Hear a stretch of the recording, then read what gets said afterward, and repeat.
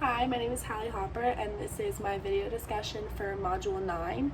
I'm going to be discussing two questions in this video. The first being, is groupthink a greater danger for spiritual groups than other types of groups? Why or why not?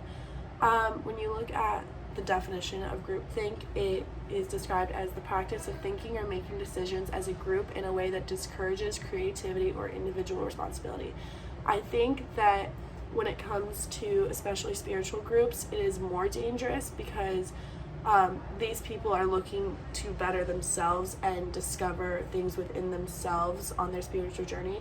So being set aside into a group concise decision making way of going about it, it could be more detrimental because they can't speak for themselves and they can't make decisions for themselves without thinking about everybody else in the situation. So I do think it is a greater danger.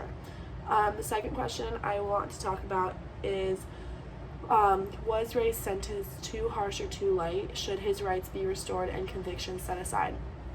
I think that Ray's sentence was too light, considering that he only spent 2 years in prison and he got his rights taken away. But looking at, stepping back and looking at the bigger picture, everybody that did participate in this lodge and this journey, they signed a waiver. They knew that death was a possibility. So Ray knew what he was doing. I think it's more of an ethical issue because he knew what was going to happen, and he knew that what he was doing wasn't in the right. His rights shouldn't be restored at this time. I think he has a lot more room to grow and figure out exactly, come to terms with his issues.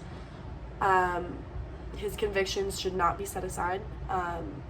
If someone who is less known and not of his caliber can't get their rights restored and their convictions just pushed aside, then he shouldn't either. If you are charged with something, you should be held to that standard, and you should realize that you did wrong.